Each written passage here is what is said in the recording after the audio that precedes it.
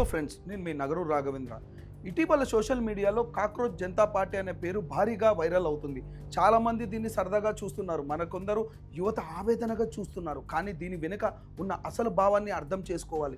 ఈరోజు యువతలో నిరుద్యోగంపై ఆందోళనలు ఉన్నాయి, పరీక్షల వ్యవస్థలపై ప్రశ్నలు ఉన్నాయి, భవిష్యత్తుపై కొంత అసహనం ఉంది. ఈ బాధను కొందరు మీమ్స్ రూపంలో వ్యంగ్యంగా కాక్రోచ్ జనతా పార్టీ అంటూ వ్యక్తపరుస్తున్నారు. కానీ ఒక విషయం స్పష్టంగా చెప్పాలి, దేశాన్ని మీమ్స్ నడపవు, నాయకత్వం నడుపుతుంది. ట్రోలింగ్తో ఉద్యోగాలు రావు, అభివృద్ధితోనే వస్తాయి. వ్యంగ్యాలతో దేశం ఎదగదు, విజన్తో ఎదుగుతుంది. ఈరోజు భారతదేశం ప్రపంచంలోనే 5వ అతిపెద్ద ఆర్థిక వ్యవస్థగా ఎదిగింది. Digital India, make in India, startup India, Vande Bharat trains, express హైవేలు, డిఫెన్స్ శక్తి, స్పేస్ టెక్నాలజీ, ప్రతి రంగంలో భారతదేశం ముందుకు వెళ్తుంది. కానీ ఇదే సమయంలో కొందరు గ్లోబల్ ర్యాంకింగ్స్ అంటూ భారతదేశాన్ని తక్కువగా చూపించే ప్రయత్నం చేస్తున్నారు.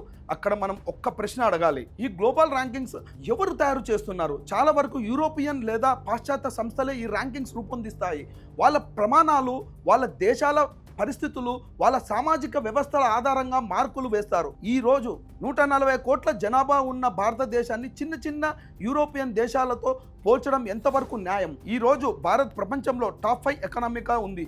డిజిటల్ ట్రాన్సాక్షన్స్లో ప్రపంచాన్ని నడిపిస్తుంది, స్పేస్లో చంద్రయాన్ విజయాలు సాధిస్తుంది, స్టార్టప్స్లో ప్రపంచాన్ని పోటీ ఇస్తుంది.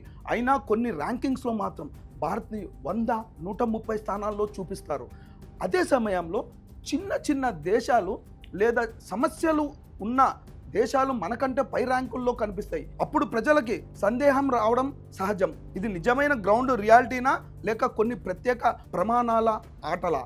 ఇంకో విషయం కూడా ప్రజలు గమనిస్తున్నారు. చైనా లాంటి పెద్ద దేశాలపై అంతగా విమర్శలు రావు, ఎందుకంటే అక్కడ మీడియాపై నియంత్రణ ఉంటుంది, ఓపెన్గా మాట్లాడే స్వేచ్ఛ పరిమితంగా ఉంటుంది అని ప్రపంచవ్యాప్తంగా చర్చ జరుగుతుంది. కానీ భారతదేశంలో మాత్రం ప్రతిదీ ఓపెన్గా చర్చ అవుతుంది. మీడియా మాట్లాడుతుంది, ప్రతిపక్షం మాట్లాడుతుంది, సోషల్ మీడియా స్పందిస్తుంది. అదే ప్రజాస్వామ్యం బలం. అందుకే కొందరు ఇలా అనుకుంటున్నారు, భారత్ ఎదుగుతున్న శక్తి కాబట్టి ప్రపంచం దృష్టి ఎక్కువ భారత్ పైనే ఉంది.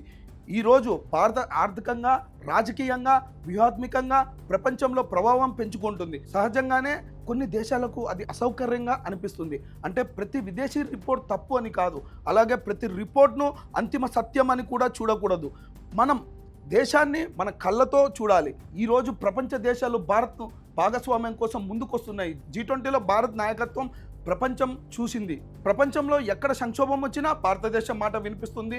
ఇది ఎక్కడ ర్యాంకింగ్ వల్ల కాదు, భారతదేశం పెరుగుతున్న శక్తి వల్ల. మన యువత కాక్రోచ్లా బతకాల్సిన పరిస్థితి కాదు, ప్రపంచాన్ని నడిపించే నాయకత్వంగా ఎదగాల్సిన శక్తి ఉంది. యువతలో నిరాశ కాదు, దిశ ఉండాలి. ట్రోలింగ్ కాదు, ట్రాన్స్ఫర్మేషన్ ఉండాలి. మీమ్స్ కాదు, మిషన్ ఉండాలి. వ్యంగ్యం కాదు, అభివృద్ధి ముఖ్యం. నరేంద్ర మోడీ గారి నాయకత్వంలో భారత్ ఒక దిశగా ముందుకు వెళ్తుంది. మన బాధ్యత ఏమిటంటే విమర్శలు చేయాలి, ప్రశ్నలు అడగాలి, కానీ దేశాన్ని బలహీనపరిచే విధంగా కాదు, పరిష్కారాల దిశగా ఆలోచించాలి. భారత్ కేవలం ఎదుగుతున్న దేశం కాదు, ప్రపంచాన్ని ప్రభావితం చేసే శక్తిగా మారుతుంది. జై హింద్, జై భారత్.